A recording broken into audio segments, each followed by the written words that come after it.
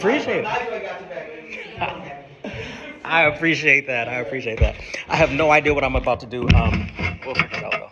That's not true. I normally wait to feel something, right, something that's gonna give me a cohesive plan. That didn't really hit until I was sitting right there and I was like, I got it. All right, so Eternal Mind taught me a very valuable lesson. People won't always ask to hear your poems.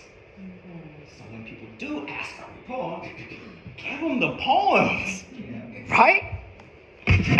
So this is one that he asked for. 13 words I have grown weary of hearing as they appear on page. Black, boy, body, always, feared, unarmed. Ground never still enough. Death justified again. Boy feared again. Body ground enough. Black never justified. Always unarmed. Still death. Death still unarmed. Always justified. Never black enough. Ground body again. Feared boy. Body. Never unarmed. Feared enough. Always justified. Boy, ground again. Death still black. Again. Feared black body boy. Death always unarmed, still ground never justified enough. Unarmed. Boy. Still. Again. Body justified. Ground never feared black death. Come on now. Always enough.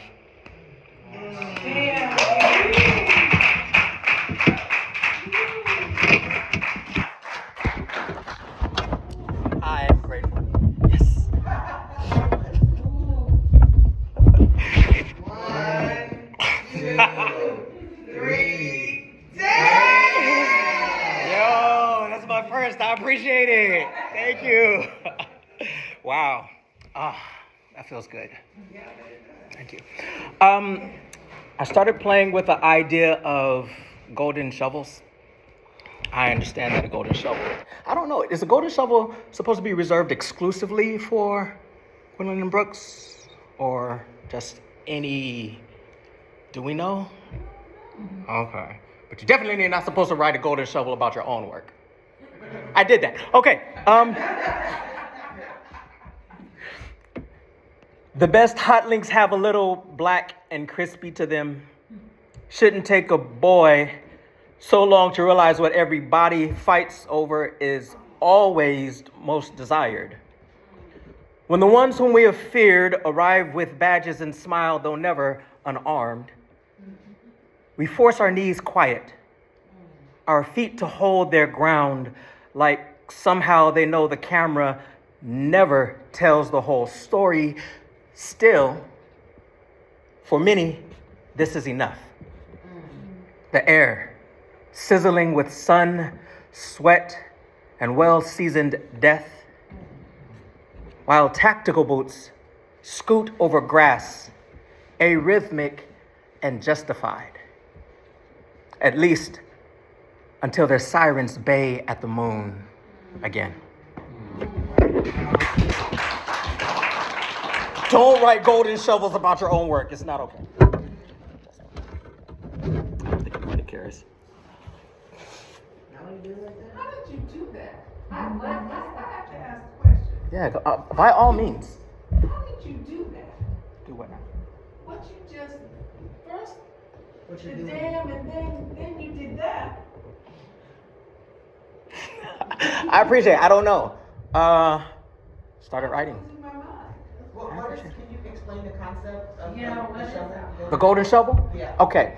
I believe it started with We Real Cool. All right. It's a very short poem, very few words. Someone got the idea. I believe it was it Terrence Hayes? I think it was Terrence Hayes. But the idea is you take the words, each word from the poem, it's at the end of the line. Each word is going to be at the end of a line. And then you write in a poem and the end of the line. And when you read down the last words of each line, you get the original poem. Oh. Okay? But you write the poem in between. Oh. Yeah. That's what a golden shovel is. Yeah. And I just figured, since I'm already doing this pointing thing, and then when I read this one, wait, that's still pointing. I don't know. Sometimes I try and get a little creative. Thank you. That's a while back. I will say, I haven't felt very creative lately. I lost my heart. My girlfriend passed away back in February. So I haven't really been able to write much, but hopefully you'll still feel like you got your donations worth. I don't. $5? Strike that. Strike it. Forget me. I'm not even. All right. I have a lot of poems. I did not time this out, so I'm just gonna throw them at you. Okay. I'm gonna have some happy stuff. Duck. Right. You know, feel it, duck. We have some happy stuff, some family stuff, some political stuff. You know, some. I miss it. Sorry. Let's go then. Some boys are taught to tremble, to temper. I don't know why I'm reading this. Some boys are taught to tremble, to temper their boil and burn through stippled scars and best not look like the trauma they are. Mamas lather sons in grease and shine, given to this ritual hunt for all the ways to reflect a daylight we only know how to dim. Poem. I have a lot of short poems, okay? And we're gonna kind of mix it up. Accidents I have been. Once I was my mother, or wet clay turned over in her belly, or surprise performed soon after wedding vows, or miracle on the bitter sleek of a German road, or a high school senior lyric ending in full felony stop, or a fractured patella brewing my father to storm the school, or groomed to stay where I was, where I am not loved enough, longer than anyone should, or a black boy whom the prisons overlooked, or one proposal accepted, although reluctant, and the next ineffective and avoided, or any falter name on a quick blooming tongue.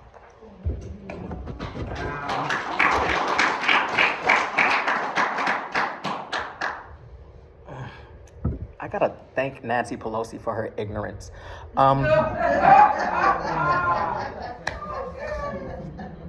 Her quote, "Thank you, George, for your sacrifice." You remember that? You know who she was referring to? George Floyd. "Should you ever find me folded, knelt upon and prayerful, don't bless my unmaking a sacrifice, nor anoint the heaving asphalt an altar. Don't thank the wispy crawl of my tongue shaped as mother, nor immortalize time stamped at the closing of throats. Say instead I was carved apart from my shadow and you all saw. Say sacrifice is a trowel plunged into any soil settled with consent. Say an altar is poured, begins waiting for the struggle and splay. Say the course was long decided, a fitting braid, and we have only just met."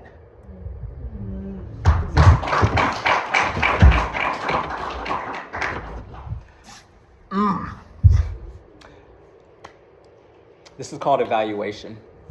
I wrote this after coworker of mine, a buddy of mine, when I was still a PE assistant.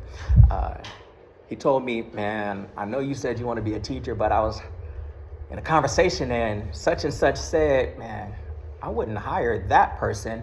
So I was like, what about Eric? She said, nah, wouldn't hire him either. I only want people who look like they want the job. He started out wide tooth and pulled cheeks, his eyes the safest scrunch. He was a song then, easy rhythms, suitable for soft shoes and sway.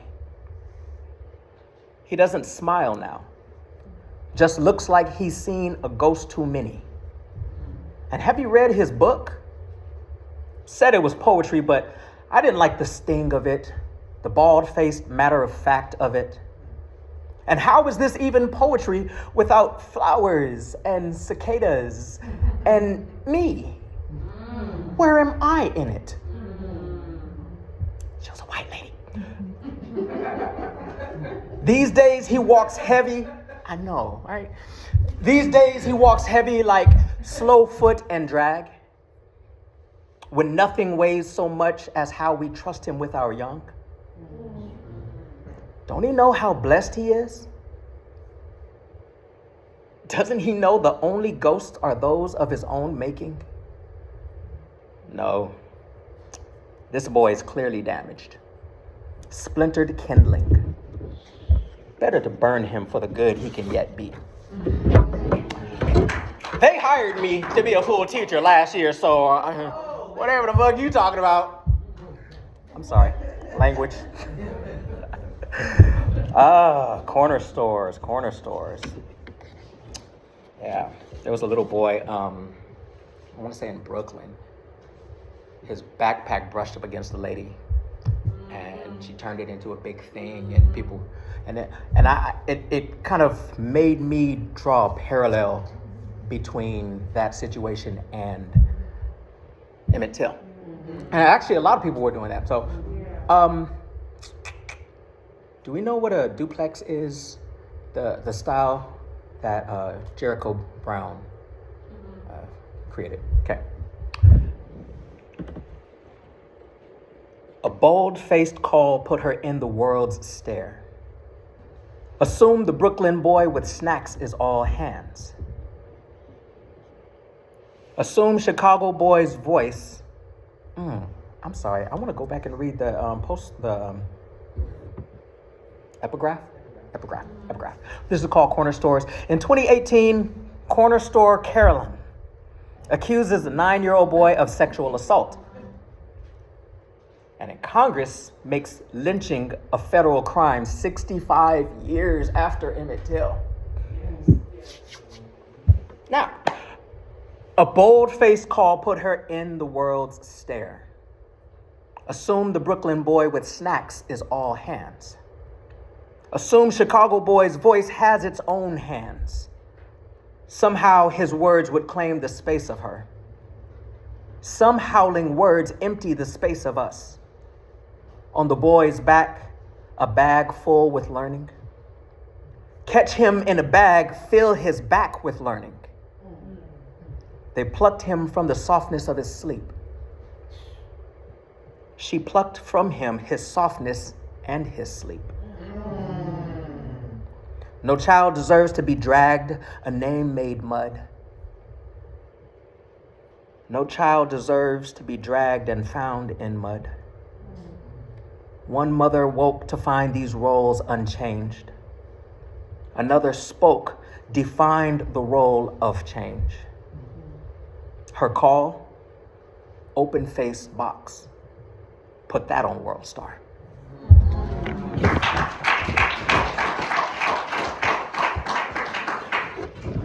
If I am to do more than just survive, let clouds first part in their praise. Let rains cleanse the gutters running with blood spilled in protest. If I am to survive beyond what she expects of any of us, let the earth first applaud. And trees overgrow the concrete streets on which knees have knelt next into nothing. Let rivers carve a new path through Wall Street and wash away the stink of exchange. Call the wind to push through capitals. and let the breeze be our only state, and announce that I am here. You're on time. You guys are so lovely. Thank you. You're really doing wonders for my, oh, and I forgot the word. I've been thinking about this all day.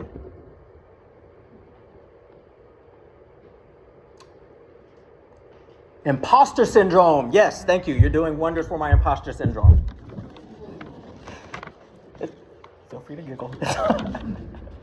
We won't read this one. I really like that one. Yeah, I'm trying to play with time. Okay. Where the bones do lie. We have forgotten how to introduce ourselves in proper settings, both predator and prey and interchangeable. Who stand hunched and cloven hooved in the ink of corners. Who disguise crowing first in whisper, then in cry. Pronounce wolf, long and unnecessary, the F, a sneer drawn across bloody bottom lip, tooth tucked and half torn. I would sooner trust the shadows, where living bones lie in wait.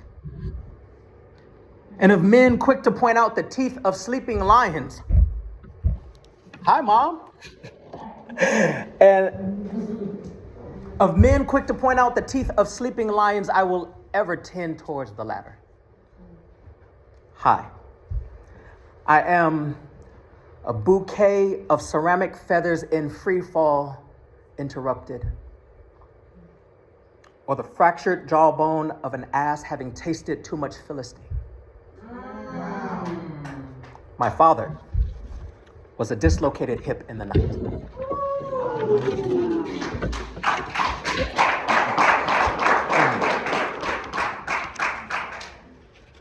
Hi, Larry. I didn't know you was gonna make the drive. That's cool. That's cool. A motherland speaks atonal truth. Says cage and does not cringe. Says blood without blinking. Says free in folded fits of laughter. Says mayhem without mourning or mourning. Says family while flailing. Says peace, one winking eye. Says fiction and father, braided as one breath.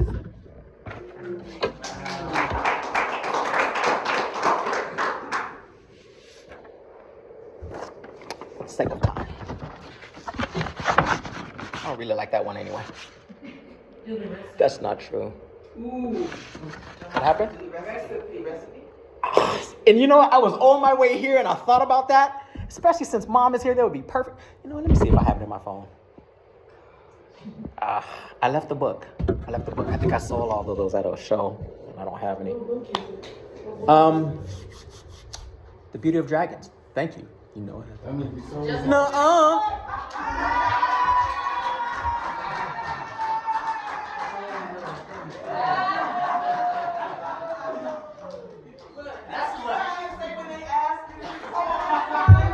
When they ask you to read a poem, make it happen, right? Yo, Yellow Woman is clutch. Clutch. Oh, you already know. You already know that's coming. Mom's Cornbread. Yeah. 1 cup cornmeal, 1 cup flour, 1 tablespoon baking powder, 1/2 teaspoon of salt, 1/2 cup of sugar, 1 whole egg, 1 cup of milk, 1/2 cup butter flavored Crisco. Is that right? Do I need to? Okay, cool. Gotta check, you know. Preheat oven. Mix dry ingredients first. Beat an egg in the corner, stir in milk until mixture is wet. Melt butter flavored Crisco. Pour in the batter and bake at 450 degrees for 20 to 25 minutes. I love my mother's cornbread. But it was difficult when I realized she wouldn't always be here to make it. So I followed my mom around the kitchen for that recipe. A grown man in my 30s, I followed, taking notes of verbal quotes because she had never bothered to write it down. She was so familiar with the process that it had become part of her. As I watched her rattle off ingredients, intrigued by her effortless flow, dancing with the dish she'd prepared for me countless times, I couldn't help but wonder about the first. How does she know what to do? Were there times when she knew she didn't whip it enough and just had to take the lumps? Come on. Don't get ahead of me. Did she ever spoil the batch with too much sugar?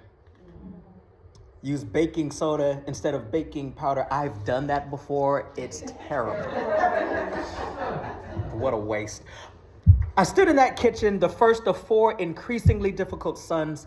I, the untested recipe she hoped would come out okay. The unproven dish over which she'd poured and prayed, into which she had mixed both smiles and tears. Poured cups of love, stirred in affection, beat discipline into the corners of a rapidly developing young black male ego. We'd go back and forth over the years, and I'm sure I could have been a better son. I am dichotomous. Sometimes the spitting image of the broken man who damaged her trust, reflecting his mannerisms all too familiar. And sometimes I am the dark and masculine picture she sees when she smiles at the face in her own mirror. And although I tend toward gentleman, a sinner, a cynic, a scholar, a lot of sinners sometimes, occasionally I can't help but wonder, how does she know what to do? Were there times when she knew she didn't whip me enough and just had to take her lumps? I wondered whether I ever caused her regret. On my 35th birthday, that was a long time ago, she answered and quieted that thought with this text. Happy birthday to my firstborn. Your father and I were in the trailer park talking and my labor pains started. We went to the hospital on base. The doc checked me and said it would be at least 6 hours. Everyone left. The doctor, your dad. My blood pressure was up and I was shaking because of the pain, but you didn't care what the doc said. You were ready. 30 minutes later, around 5, you were here. 5 pounds, 6 ounces. I think, and the most beautiful baby ever. I've loved you ever since. Enjoy your day. Lately, I've been in the kitchen, tentatively exploring my own recipe. Gathering ingredients, preheated the oven to late November, warming my hands over smoldering stove embers. I'm proud to have my mother, my example, around to sample my first batch. And in the coming years, when fears and doubt threaten to consume my head, I'll pull up her text, smile, and recall that was Mom's first recipe for cornbread.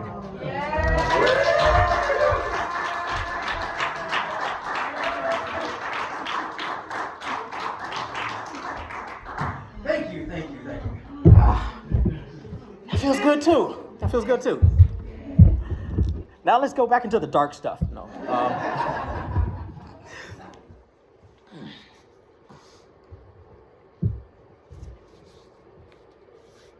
I'm sorry. I almost loved you. Almost let the home we started to build together negate the worlds of distance between us. Chasms grand and ever widening. Like the candied, sweet, toothy smiles you always laid on my pillow. What I wouldn't give to smile like that. What I would not give to bare my teeth and be no beast wild, be no burden of civilized man, whipped and tamed into silent and civil unrest, what I wouldn't give willingly just so it could not be taken. You wanted me to accept things you hold dear. Even when they hurt, that's just how they are, but you could not accept the thing in me that screams in protest. You criticize my revolutionary bones, but that's just how they are. When I walk like a king, purposeful and dignified, you want me to apologize for each and every aggressive step. You watch me hunt for shade, prowl for rest, a peaceful predator. You prey on my trust, but my soul is a domesticated thing returning to wilderness. Sub-Saharan desert plains and jungles deep, call me home. Call me blessed for this crown you have cursed. When I run, there must be some crime, some grave sin just around the corner. Surely justice is only steps behind. As you imagine, carnage in my wake, you jog on, pushing soft through gentle winds. What I wouldn't give to run like that. What I would not give to fly free, be no great and pouncing cat, no sprinting lion, no terrible bundle of claws coiled to spring on you every time. Every time? I almost loved you.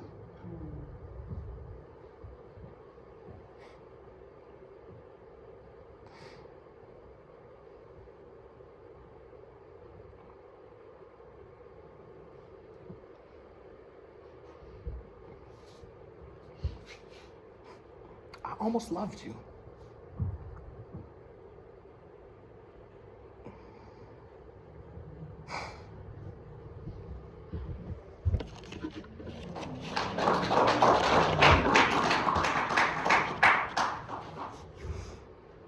My brain is trying to go to a different poem right now, and I don't want to go to that one right now. Did you say terrible bundle of claws? Yeah. I think that poem is, no, it's not. It's in my book, and I have the book over there. May I grab my book so that I may finish the poem?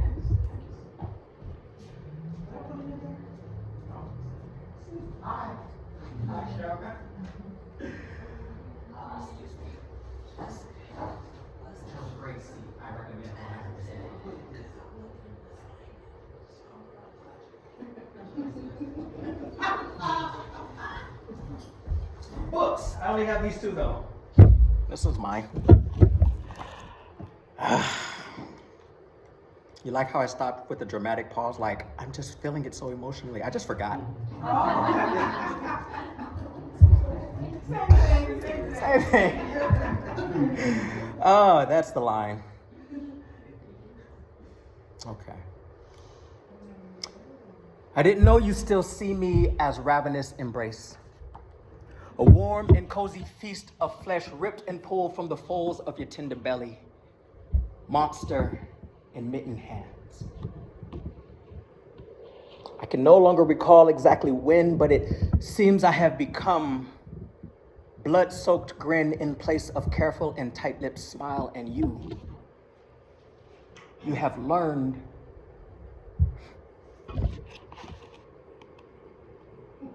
yeah, I knew that. I should have just said it. You have learned to love my thick, padded paws best when they tiptoe around your pride. Somebody edit that video and just stick it together like I just did it all at once.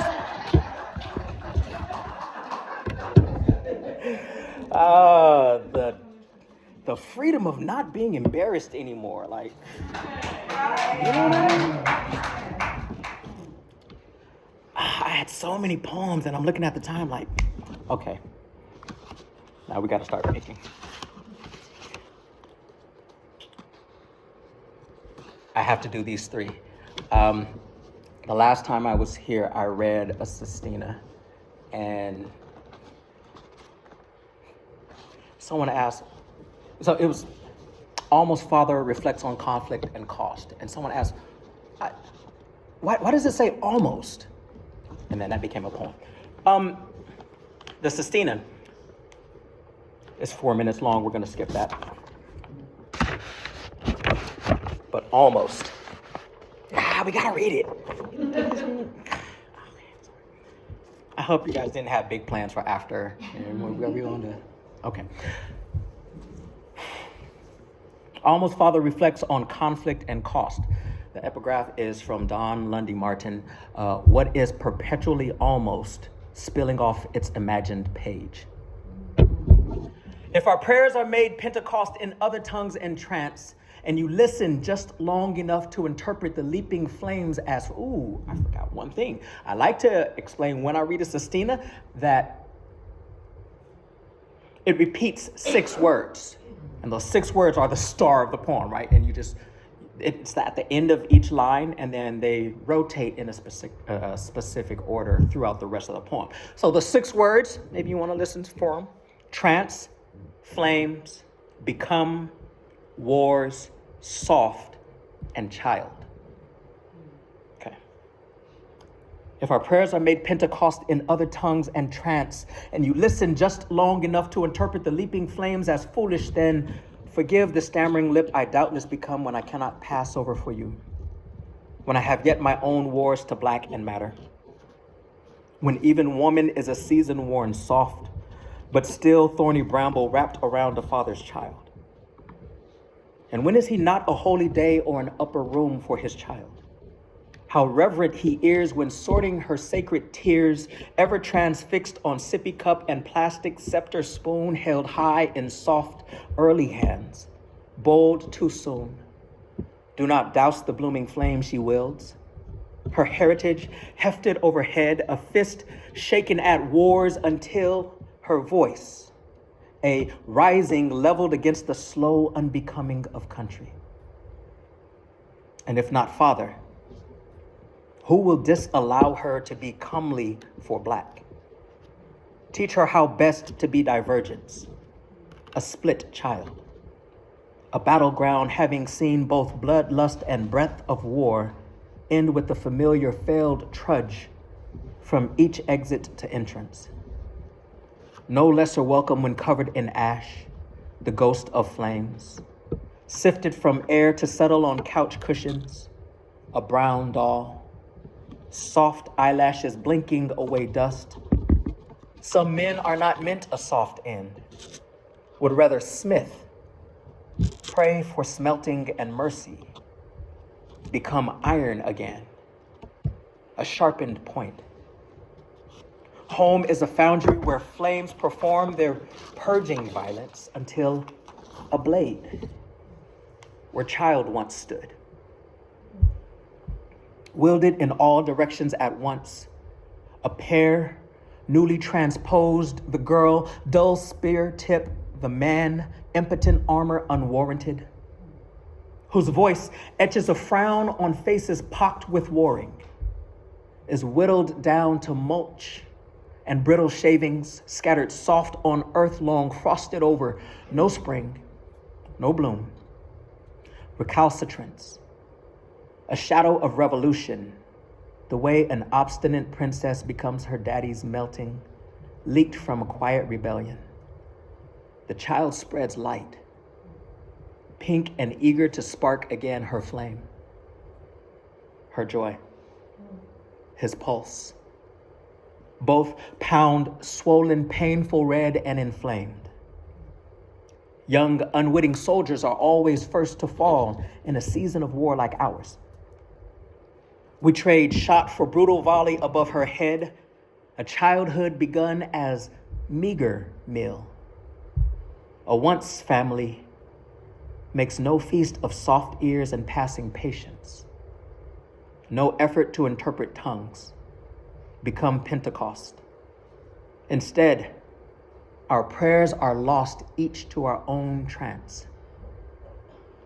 Daughter, do not be entranced by indelicate, flickering flames.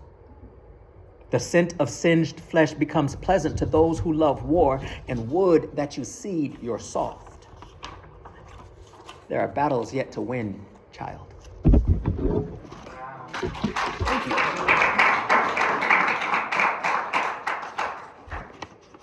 And I think I'm gonna do 2 more and get out your way. I can't believe I planned so many good poems. Okay, didn't read any of them. All right, almost. Adjective. 1, nearly, not quite having achieved fullness. 2, the greater part of sometimes. 3, all, most, an oxymoron. Nonsensical fraying of language, betrayal of some mythic tongue. 4, proof that all gods would leave most men and babies to groan in the night while some others sleep sound as a dragon's bellow. 5. See Father. And I'm grateful, very, very grateful for the opportunity to take the stage again. The first time I heard poetry live was in this room. I was maybe 19 or 20, and I was like, that's corny. But I got into it sometime later, and I was like, I don't have the fire to be able to do that. And then the fire. When that fire comes, I'm stopping it, right? So the last time I read that, Sistina, someone said, why does it say almost? I think, did you ask why it say almost? Oh no, it was years ago, like 2017 or something like that. So I don't know, someone asked why I say almost. Question posed at the workshop after the Sistina. Cause ain't no alarm sound so alive as 30 pounds of spindle and knobby knees, and bad dreams ain't waiting on fair play or alternating weekends. Cause curls don't bounce the same with a brush in hymnal hands, and little girls walk a bit bigger when he at the ready and trailing tall. Cause 3 hours will get you there, but not back. Or there and back if you cut short grandmother loving on them cheeks. Or do without, y'all hungry? Cause fixing a plate takes longer than back by 4, and she don't ever stop reaching. Cause some things only he know. Cause a mouthful of new teeth, and nap time, and snacks, and him don't visit, he stay. Cause we so close, we not quite.